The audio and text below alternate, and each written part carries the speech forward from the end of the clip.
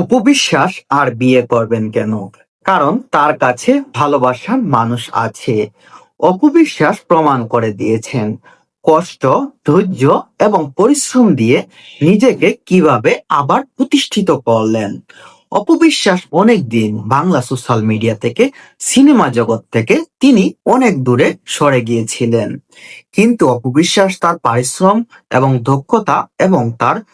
দক্ষতা পরিশ্রম দিয়ে তিনি আবারও এই টলিউড ইন্ডাস্ট্রির মতো জায়গায় বা সোশ্যাল মিডিয়ায়, ফেসবুক প্ল্যাটফর্মে সব জায়গায় তার রাজত্ব করে যাচ্ছেন।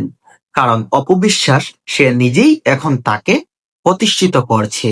কারণ অপবিশ্বাস সে বর্তমানে ব্যবসায় যোগ দিয়েছে, বিভিন্ন ব্র্যান্ড প্রমোটে যোগ দিয়েছে, বিভিন্ন জায়গায় বিভিন্ন জিনিস উদ্বোধনে যোগ দিয়েছে।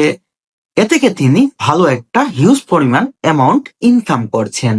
এমনকি অপবিশ্বাস কিছুদিন আগে ঢাকায় গুলশানে 2টি জেন্টস পার্লার উদ্বোধন করেছেন এবং সেগুলো তার নিজের নাম।